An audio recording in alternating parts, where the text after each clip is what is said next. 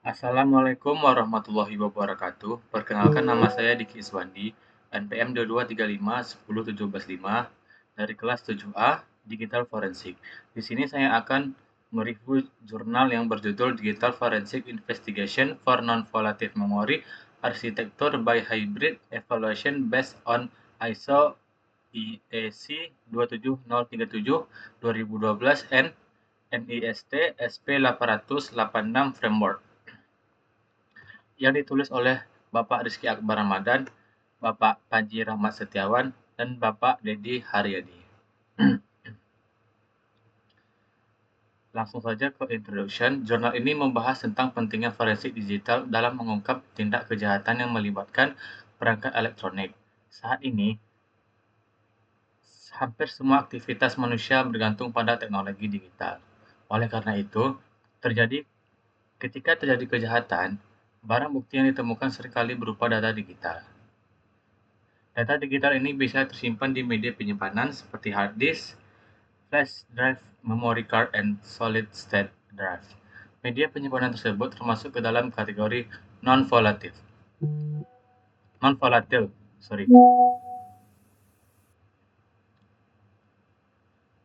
yaitu media yang tetap menyimpan data meskipun perangkat sudah tidak mendapatkan daya listrik.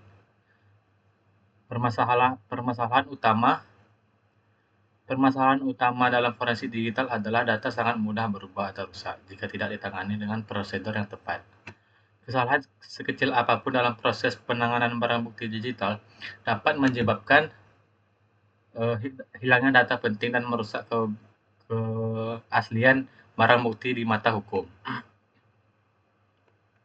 Penulis ini menjelaskan bahwa dalam praktik digital forensik, terdapat standar internasional yang digunakan sebagai pedoman, salah satunya yaitu ISO 27037 2012 yang mengatur proses identifikasi, pengumpulan dan pengamanan barang bukti digital. Prinsip utama ini adalah meminimalkan interaksi langsung dengan barang bukti, memastikan investigator memiliki kompetensi sesuai, serta mendokumentasikan seluruh aktivitas forensik. Selain itu, terdapat juga standar NISP 886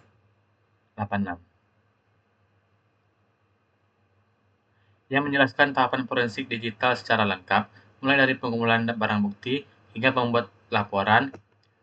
Namun standar ini dinilai belum menjelaskan secara detail prosedur teknis pengamanan bukti digital non-volatile pada tahap awal penanganan perangkat.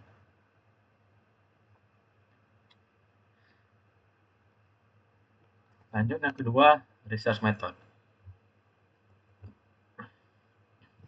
Metode penelitian yang digunakan dalam jurnal ini adalah studi literatur, artinya penulis tidak melakukan eksperimen langsung di lapangan, tetapi mengkaji berbagai dokumen standar internasional, jurnal ilmiah, dan penelitian terdahulu yang berkaitan dengan forensik digital. Dalam pembahasannya, penulis menjelaskan dua pendekatan utama, yaitu live forensik dan statis forensik. Statis forensik dilakukan pada sistem yang sudah dimatikan dengan cara membuat salinan data dari media penyimpanan. Metode ini dianggap lebih aman karena tidak mengubah kondisi asli barang bukti. Sementara itu, live forensik dilakukan saat sistem masih berjalan. Metode ini memungkinkan pengambilan data yang bersifat sementara, tetapi memiliki risiko karena aktivitas investigator dapat mengubah kondisi sistem dan data yang sedang diperiksa.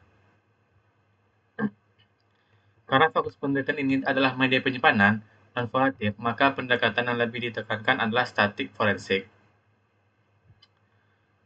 Penulis juga membahas karakteristik media penyimpanan seperti hard disk dan solid state drive serta implikasinya terhadap proses forensik digital. Tahap forensik digital dalam penelitian ini mengacu pada NIST yaitu collection, examination, analysis, dan reporting. Sedangkan prosedur pengamanan barang bukti digital mengacu pada ISO IEC 27037 2012. Kedua standar tersebut kemudian dibandingkan untuk melihat kelebihan dan kekurangannya. Hasil analisis menunjukkan bahwa NIST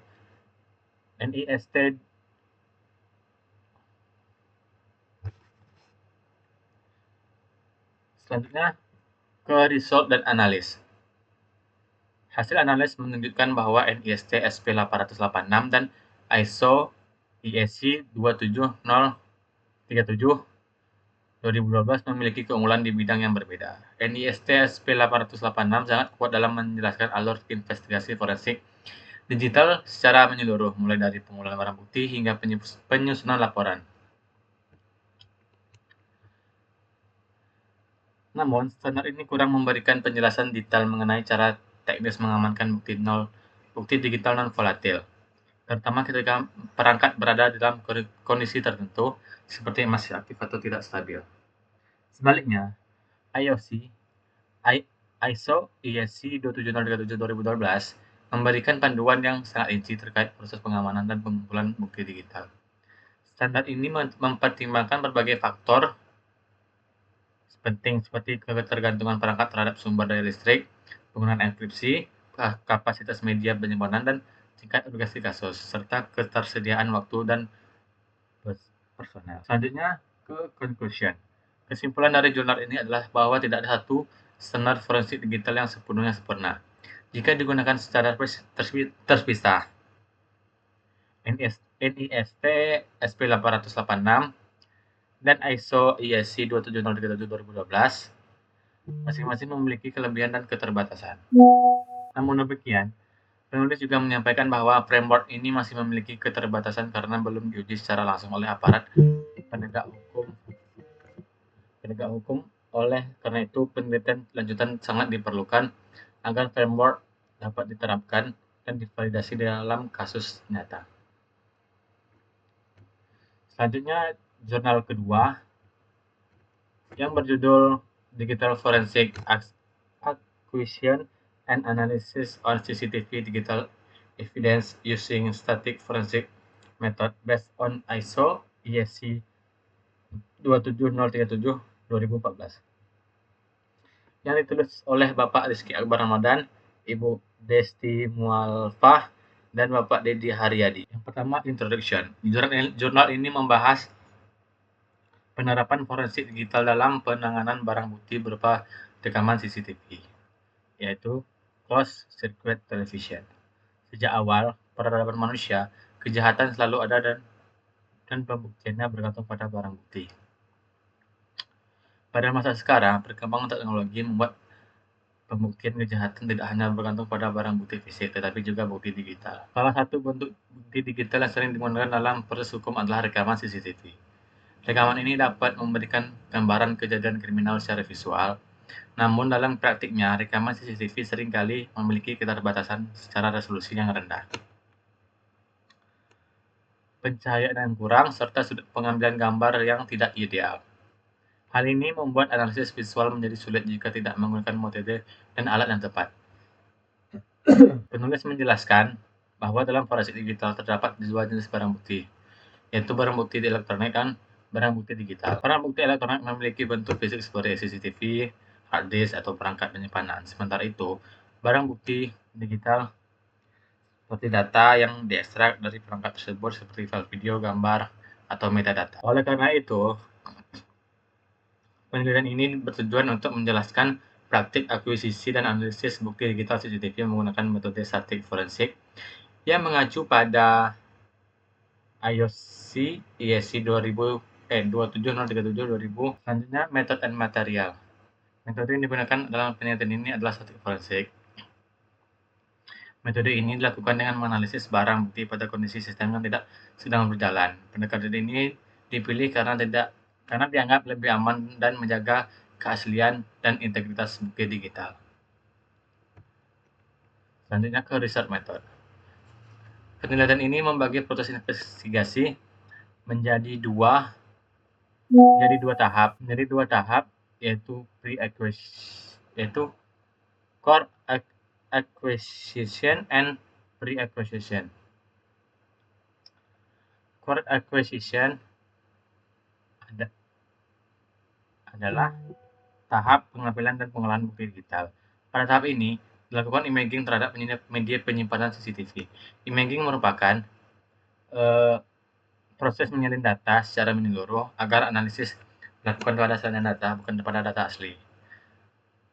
Tahap kedua yaitu pre-acquisition dan adalah yang dilakukan di lokasi kejadian. Pada tahap ini, investigator